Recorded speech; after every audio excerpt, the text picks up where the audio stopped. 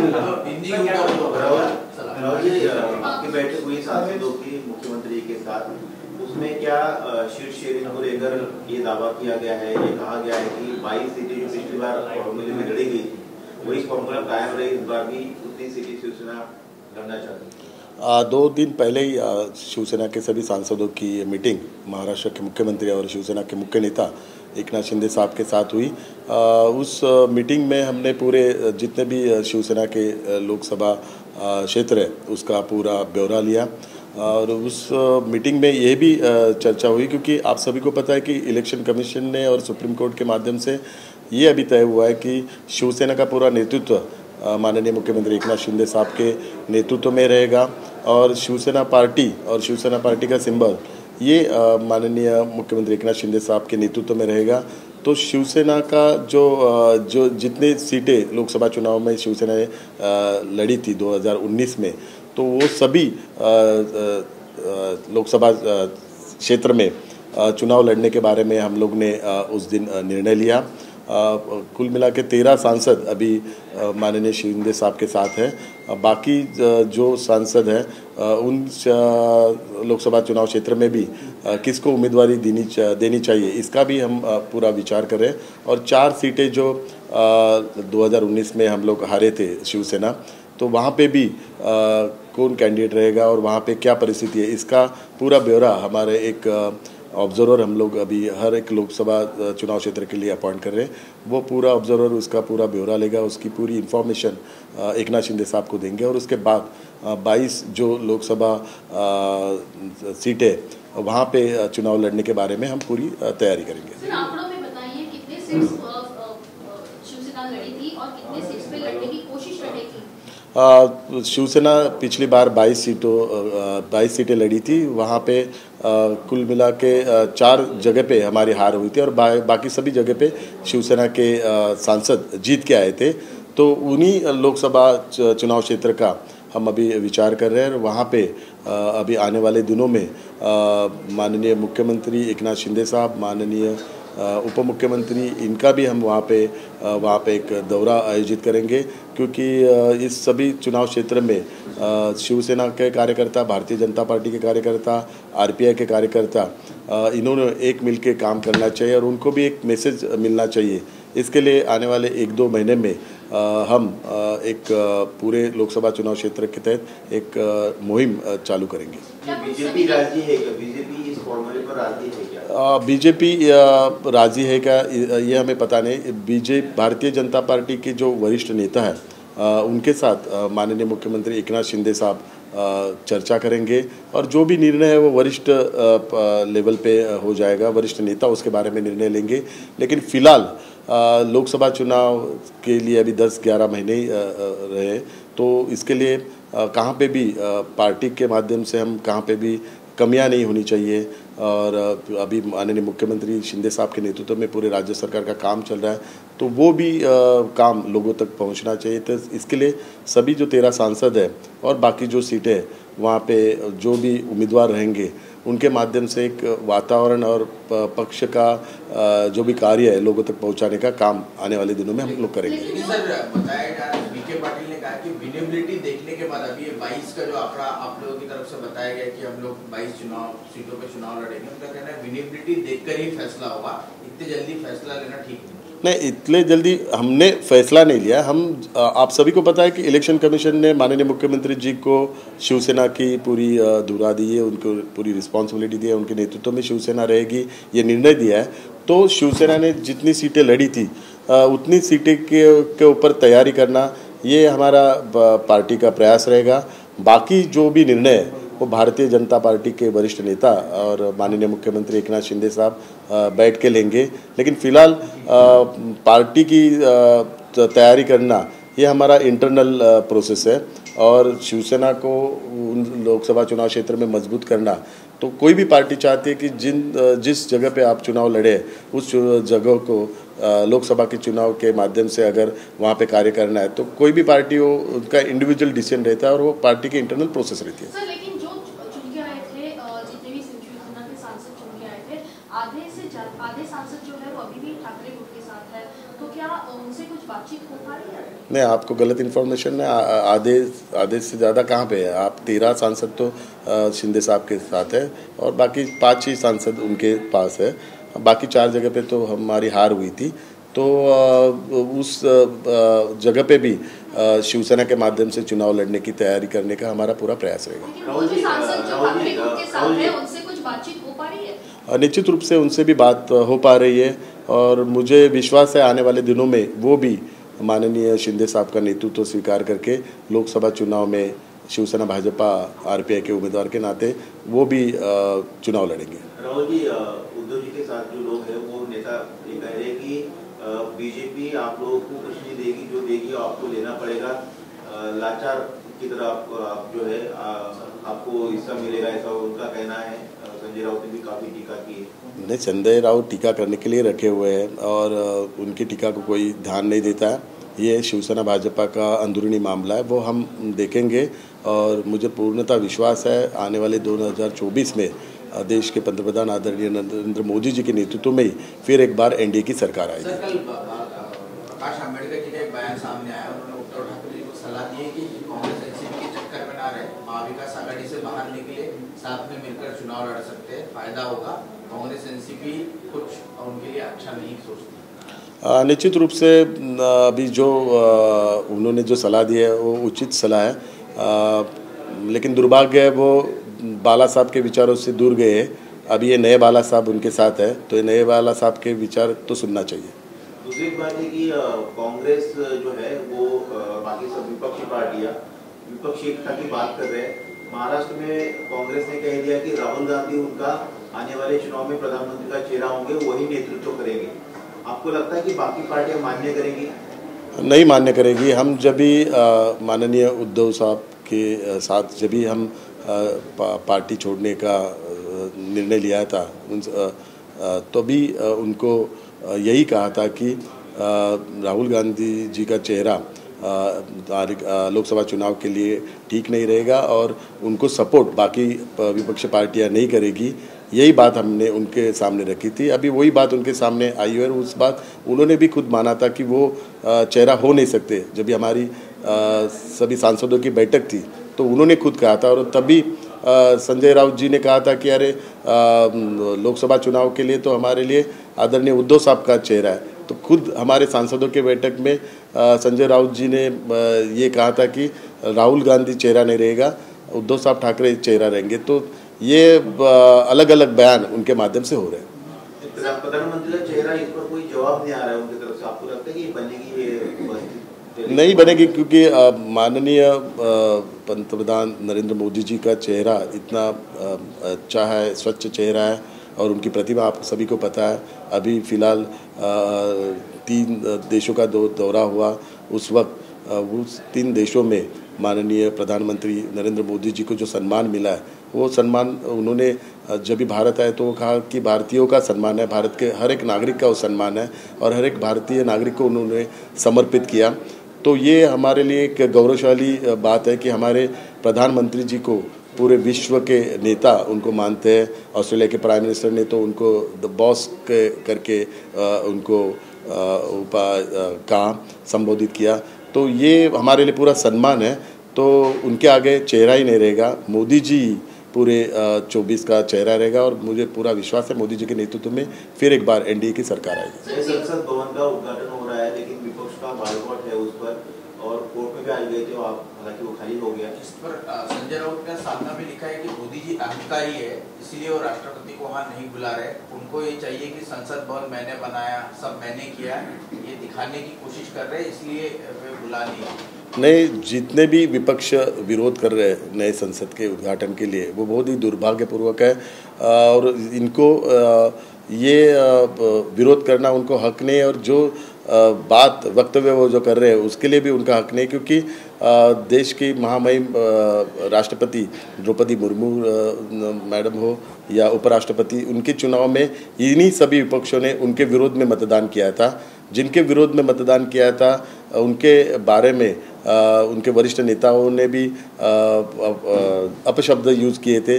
तो इनको पूरा हक नहीं। और दूसरा ये है कि उनका भाग्य भी नहीं है ये नए संसद में आने का। ये जो 19 विपक्ष नेता है जो सांसद है उनका ये नए संसद में आने का भाग्य नहीं, और मुझे पूरा विश्वास है 2024 में ये 19 विपक्ष के जो सांसद विरोध कर रहे हैं उसमें से एक भी सांसद ये नए सांसद में दिखाई नहीं देगा, तो उनका भाग्य ही नहीं है। और तो ये आने वाले 2024 का एक चित्र स्पष्ट हो जाएगा कि 2024 को जो नया लोकसभा का चुनाव होने के बाद नए सांसद में सब लोग जाएंगे, तो ये 19 विपक्ष के जितने भी सांसद हैं उसमें से एक भी सांसद वहाँ पे दिखाई नहीं देगा, क्योंकि आज वो विरोध कर रहे हैं तो वो सांसद ही उनको स्वीकार नहीं करेगी। वो जो नई जो इमारत है संसद की वो उनको स्वीकार नहीं करेगी, उनको संसद की बाहर रखेगी। आप इनॉग्रेशन के लिए जाएंगे, आप शिवसेना का?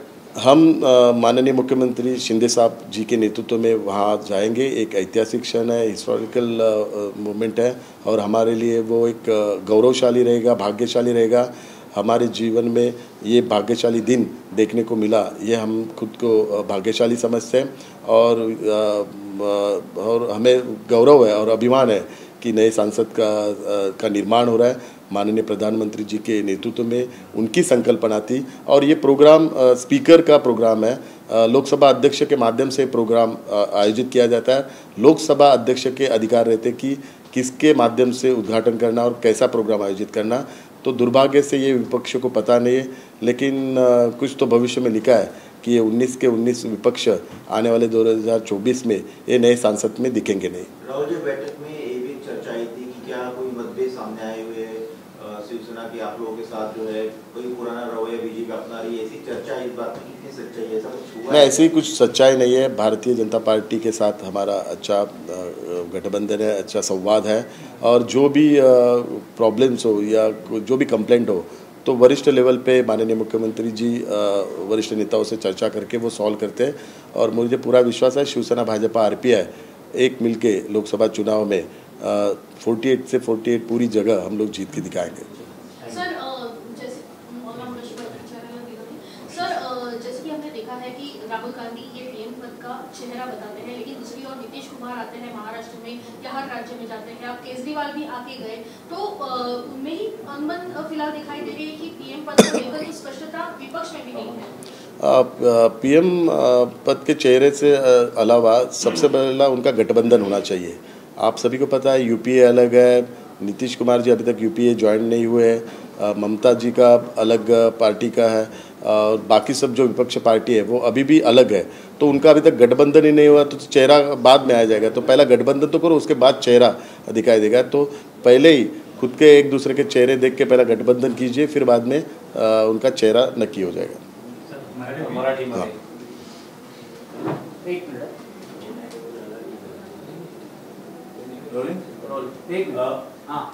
राहुल जी, लोकसभा निवडणुकीसाठी शिवसेना किती जागा लढवते?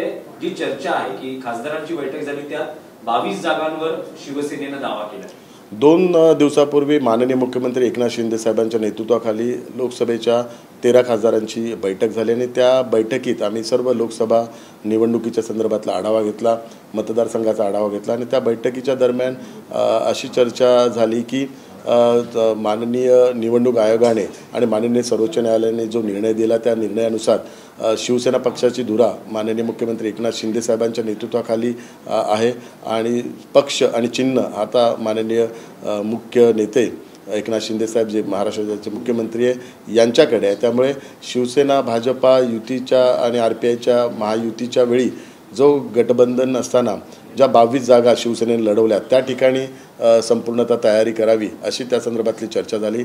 13 जे विद्यमान खासदार आहेत आणि जे इतर उरलेले जे खासदार आहेत आणि ज्या 4 ठिकाणी शिवसेनाची हार झालेली आहे त्या ठिकाणी पण पक्ष बांधणीच्या दृष्टिकोनातून विचार व्हावा अशी चर्चा झाली, आणि त्यानुसार येणाऱ्या 1-2 महिन्यात या सर्व लोकसभा क्षेत्रांमध्ये माननीय मुख्यमंत्री आता दौरा करणार आहेत आणि लोकसभा निहाय शिवसेना भाजपा आरपीआय कार्यकर्त्यांचे आम्ही मेळावे पण ठेवणार आहे।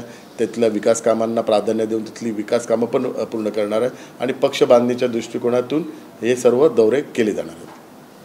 भाजप नेत्यांचं असं म्हणणं आहे की जो दावा केला जातोय त्यापेक्षा निवडून येण्याची जी क्षमता आहे किंवा निकष आहे त्यावर बोलावं, म्हणजे एकूण असं दिसतंय की शिवसेना भाजपमध्ये जागा वाटपावरून तसं काही एकवाक्यता नाही। जागा वाटपाच्या बाबतीत तशा अजून काही चर्चा झालेली नाही आहे आणि तशी काही बैठक पण झालेली नाही आहे।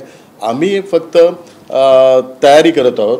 कारण शेवटी शिवसेनेने 22 जागा लढवल्या असल्या कारणामुळे शिवसेनेने त्या 22 जागेवर तयारी करावी ह्या दृष्टिकोनातून चर्चा झालेली आहे.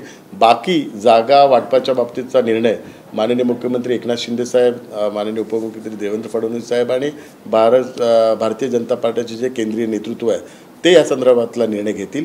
परंतु आता लोकसभेला 10-11 महिने राहिलेले आहेत आणि अशा वेळी आपण कुठे कमी पडू नये, पक्षबांधीच्या दृष्टिकोनातून कमी पडू नये म्हणून आम्ही आमची पूर्वतयारी करून ठेवत आहे.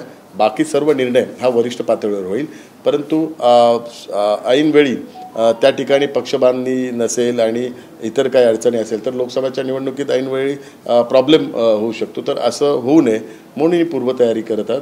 बाकी कुठेही या जागा वाटपाच्या संदर्भातला वाद नाही आहे. जे काही जागा वाटप आहे ते केंद्रीय नेतृत्व आणि माननीय मुख्यमंत्री चर्चा करून त्या संदर्भातला निर्णय घेतील. राहुलजी, आणखी असं होतं की निवडून येणं हा जर निकष धरला तर यावेळेस सगळेच राजकीय पक्ष आपल्या पक्षातले आमदार किंवा मंत्री यांना लोकसभा निवडणुकीच्या रिंगणात उतरवण्याची एक शक्यता व्यक्त केली जाते. तुमच्या म्हणजे शिवसेनेतून दीपक केसरकर यांना लोकसभा निवडणुकीतून उतरवणं कोकणात असं काही आहे का, असं काही ठरतंय का? नाही, अजूनपर्यंत तसं काही ठरलेलं नाही आहे. सध्या आम्ही सर्व लोकसभा दौरा करून आमचे निरीक्षक आहेत ते या संदर्भातली माहिती गोळा करत आहेत. संभाव्य उमेदवार कोण असेल, निवडून येणारा कोण असेल या संदर्भातली माहिती गोळा करून आणि पक्षबांधणीच्या दृष्टिकोनातून सर्व काय निर्णय घ्यायला पाहिजे याची सर्व माहिती येणाऱ्या महिन्याभरात माननीय मुख्यमंत्री एकनाथ शिंदे साहेबांकडे देणार आहे आणि त्यानंतर माननीय मुख्यमंत्री एकनाथ शिंदे साहेब या संदर्भातला निर्णय घेतील. खासदारांच्या बैठकीमध्ये मुख्यमंत्री एकनाथ शिंदे यांनी खासदारांच्या कार्यपद्धतीवरून काही नाराजी व्यक्त केली होती का? कारण खासदार अनेक विरोधकांची कामं करत असल्याची त्यांनी सांगितलं. नाही, असल्या कुठल्याही ह्या विषयावर चर्चाच झाली नाही. राहुलजी, पण तुमच्याच पक्षातले ज्येष्ठ नेते आणि खासदार गजानन कीर्तीकर यांची तक्रारवजा खंत आहे. ते असं म्हणतात की केंद्र सरकारकडून त्यांना एनडीएचे भागीदार म्हणून समान वागणूक दिली जात नाही. म्हणजे जी शिंदे शिवसेना आहे त्यांना समान वागणूक दिली जात नाही. त्यांचं असं म्हणणं आहे की भाजप सोबतच्या जागा वाटपात आपल्या जागा टिकवून ठेवाव्या लागतील, आम्हाला अधिक निधी आणि समान वागणूक मिळाली पाहिजे असं त्यांचं म्हणणं आहे. आणि निवडणुका आल्या की भाजपने प्रचारात सक्रिय सहभाग घ्यावा अशी मागणी त्यांनी केलेली आहे. निश्चित स्वरूपात ती त्यांनी तक्रार केली नाही, खंत पण केली नाही, ती त्यांनी सूचना केली होती. ती सूचना लोकसभा निवडणुकीच्या दृष्टिकोनातून होती. म्हणून आम्ही संपूर्ण लोकसभा न्याय माननीय मुख्यमंत्री एकनाथ शिंदे साहेब आणि माननीय उपमुख्यमंत्री देवेंद्र फडणवीस साहेबांचे दौरे याकरताच आयोजित करणार आहोत की ह्या दोघांच्या उपस्थितीमध्ये शिवसेना, भारतीय जनता पार्टी आणि RPIच्या पदाधिकाऱ्यांचे आम्ही मेळावे ठेवणार आहेत आणि त्यांना मग पदाधिकाऱ्यांना एक क्लिअर कट संदेश जाईल की ही जागा शिवसेना लढणार आहे आणि कोण संभाव्य उमेदवार असणार आहे. त्यामुळे जी अनिश्चितता आहे, जो संभ्रम आहे तो दूर होईल. तो दूर करण्याकरताच हा 1-2 महिन्यात हा कार्यक्रम राबवला जाणार आहे. वंचित बहुजन आघाडीचे नेते प्रकाश आंबेडकर यांनी उद्धव ठाकरेंना सल्ला दिलाय की फार काँग्रेस NCPच्या नादाला लागू नका, कारण ते ऐन वेळेस कशा पद्धतीनं त्यांचं राजकारण खेळतात त्याचा फटका उद्धव ठाकरेंना बसू शकतो. तुम्हाला काय वाटतं की काय होऊ शकतं? म्हणजे प्रकाश आंबेडकर यांचा हा जो सल्ला आहे, निश्चित स्वरूपात आदरणीय प्रकाश आंबेडकर साहेबांनी जो सल्ला दिलेला आहे तो अत्यंत चांगला सल्ला दिलेला आहे आणि हाच सल्ला आम्ही गेले 2.5-3 वर्ष देत होतो. परंतु दुर्दैवाने तो आमचा सल्ला ऐकला नाही आणि म्हणून आम्ही बाळासाहेबांचे विचार पुढे नेण्याकरता, हिंदुत्वाचे विचार पुढे नेण्याकरता आम्ही हा वेगळा निर्णय घेतला. परंतु त्या बाळासाहेबांचे विचार त्यांनी ऐकले नाहीत, त्या बाळासाहेबांचे विचार त्यांनी सोडून दिले. आता हे नवीन बाळासाहेब त्यांच्यासोबत आता आलेले आहेत. त्या नवीन बाळासाहेबांच्या बरोबर त्यांनी आघाडी घेतलेली आहे. तर आमचं असं म्हणणं आहे की त्या बाळासाहेबांचं नाही ऐकलं तर निदान ह्या नवीन बाळासाहेबांचं त्यांनी ऐकावं आणि त्यांच्या विचारावर चालावं. पण शक्यता अशी व्यक्त केली जाते की हा जो दक्षिण मध्य आहे त्यात राहुल शेवाळेंसमोर प्रकाश आंबेडकर हे उमेदवार असू शकतात. आदरणीय प्रकाश आंबेडकर साहेबांचा मी खूप आदर करतो. ते वरिष्ठ नेते आहेत आणि नेहमीच मला त्यांचं मार्गदर्शन लाभलेलं आहे.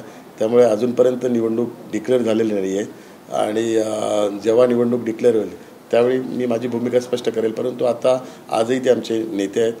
प्रकाश आंबेडकर साहेबांचं माझं चांगलं संबंध आहेत आणि वेळोवेळी त्यांनी मला मार्गदर्शन केलेलं आहे, त्यांनी मला सहकार्य केलेलं आहे.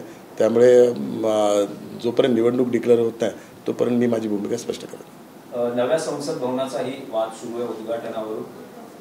राष्ट्रपतींना बोलवलं नाही त्यामुळे 19 विरोधी पक्ष बहिष्काराच्या भूमिकेत आहे. 19 विपक्षांनी जी बहिष्काराची भूमिका घेतलेली ती अत्यंत दुर्दैवी आहे.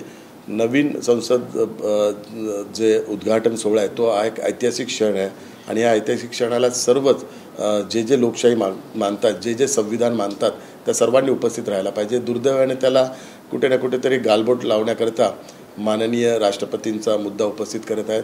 आणि आपण ज्या संसदीय परंपरा बघितल्या असेल तर कित्येक वरिष्ठ नेत्यांनी त्याचा उल्लेख केलेला आहे की संसदीय परंपरेनुसार अशा कित्येक घटना झाल्या आहेत की राज्यपालांना डावलून मुख्यमंत्र्यांनी केले, काही नेत्यांनी केलेले आहे. त्यामुळे हे काय नवीन नाही आहे. त्यामुळे विनाकारण माननीय पंतप्रधान मोदीजींचा विरोध, त्यांच्या नावाला खऱ्या अर्थाने विरोध असल्या कारणामुळे म्हणून एक नवीन त्यांनी हा विषय काढलेला आहे. हा अत्यंत दुर्दैवी आहे. आणि माझं तर असं मत आहे की हे 19 पक्ष आहे आणि त्यांचे जे खासदार आहेत जे विरोध करत आहेत त्यांचं भाग्य या नवीन संसदेत येण्याचं नाही आहे. दुसरा शब्द वापरत नाही, भाग्यच म्हणतोय ते नाही आहे. आणि 2024ला लोकच त्यांना या संसदेपासून दूर ठेवतील. त्यामुळे एक संधी होती त्यांना एक नवीन संसद बघायची, परंतु त्यांच्या नशिबातच नाही हे नवीन संसद बघायचं. आणि 2024ला तरी नवीन संसदेत नसणारच आहे.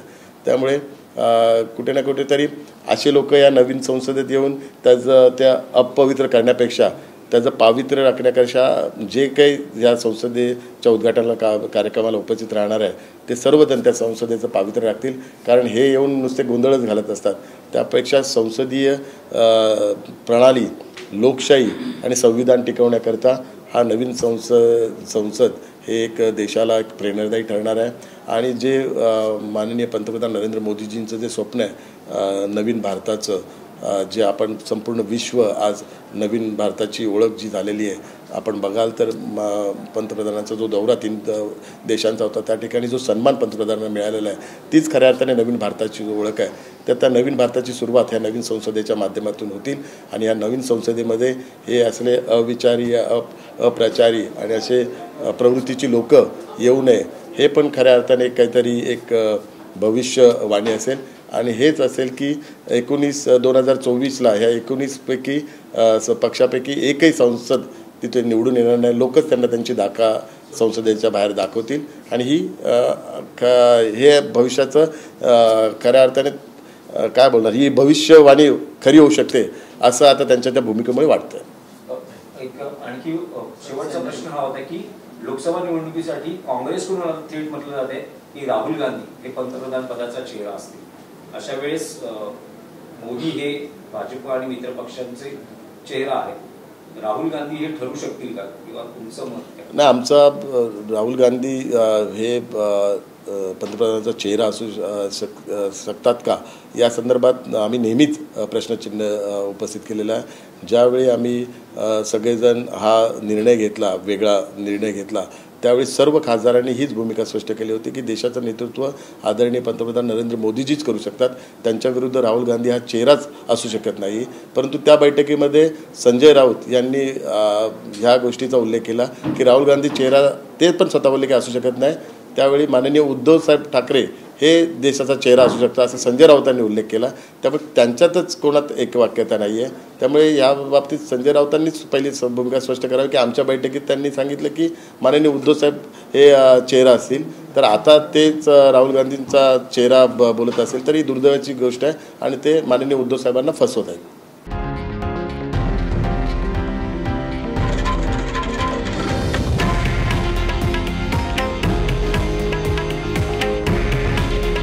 हे आहे देशातील नंबर 1 न्यूज नेटवर्क आणि आपण पाहत आहात TV9 मराठी. काळजी तुमची, हित महाराष्ट्राचं.